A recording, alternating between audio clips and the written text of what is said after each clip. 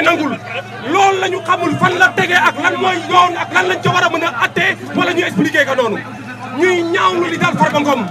di ñaawlu coono ñu ko teg di ñaawlu xeex biñ koy xeex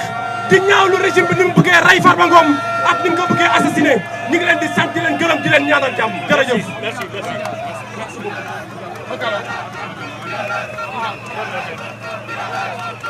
Rappel à l'ordre, Abou Diallo. Abou Diallo.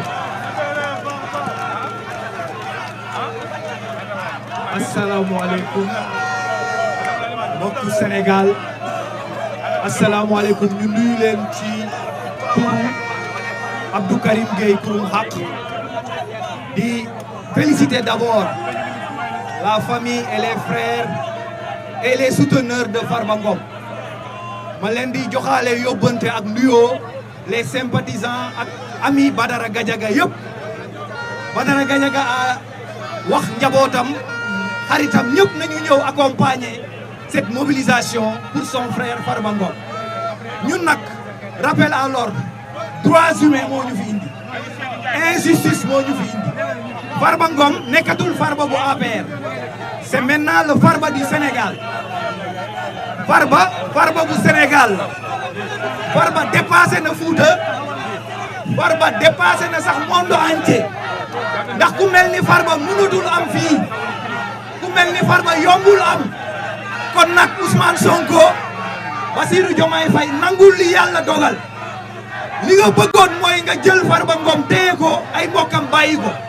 ay mbokkam tey lañ ko gën a bëgg li nga bëggoon mooy yàq deram ci digg Sénégal waree ni alalam liggéeyu ko waaye tey la ko Sénégal gën a setal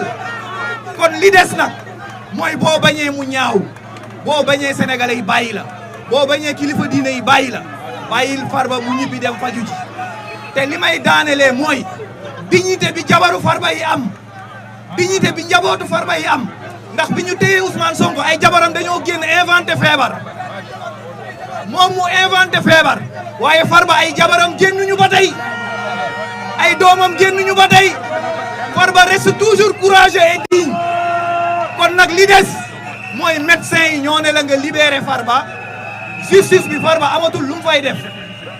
parce que Farba set na wicc parce que Farba peuple bi jugé na ko ba pare li des nag mooy droit de l'hommiste yi société civile yi li des ci suñu loxo la nekk mooy tey lii xew nekkatul affaire politique affaire Sénégal la affaire droits humains la képp ku ci noppi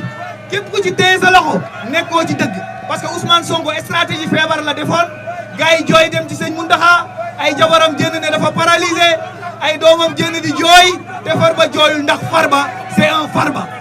c'est un roi Farba guerrier la Farba du yuuxu Farba du onku mais Farba dina génn bientôt mais avant tout libérer Farba libérer Badara Gadiaga. Adama Sall, une minute rapidement. Salaamaaleykum kaddu gi lii rek la du leneen la libération immédiate de Farba Ngom sans condition lii mooy kaddu gi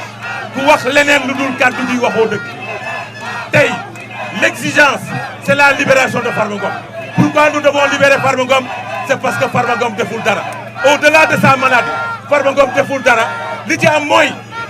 nous exigeons la libération immédiate de Farba Ngom. Maintenant remercier la jeunesse parce que ndaw ñi ñooy demander la libération de Farba Ngom.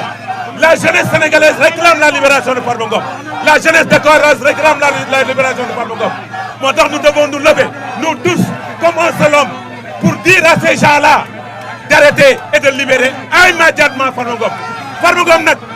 tey la door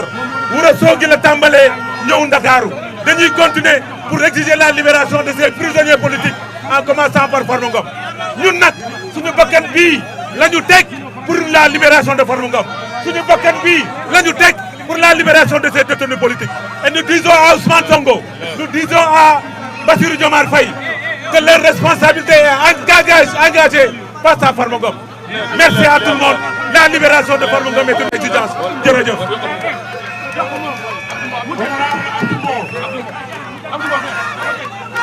Libérez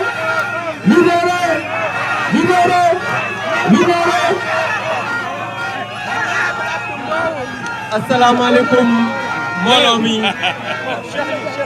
ci turu Alliance pour la République yëpp muy président Macky Sall ak njabootam dañuy féliciter d'abord le comité de résistance pour la libération de l'honorable député Farba Ngom ndax ku gis tey mobilisation bi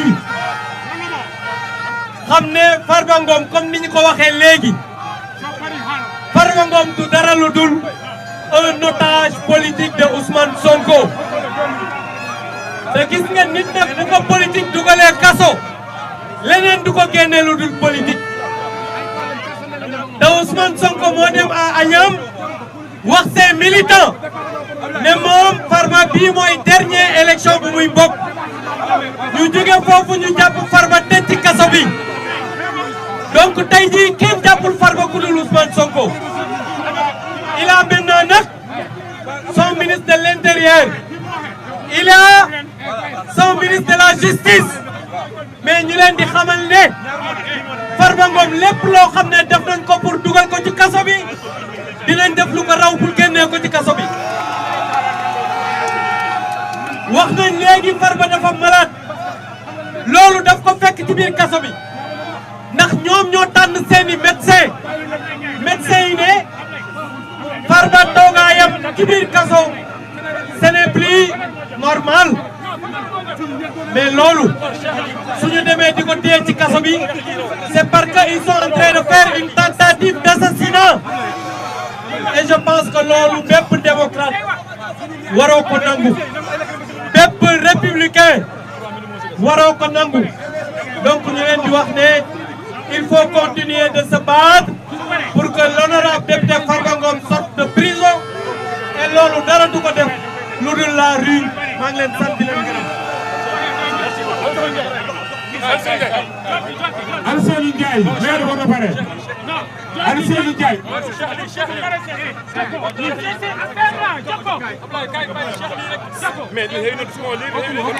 Cheikh Tidiane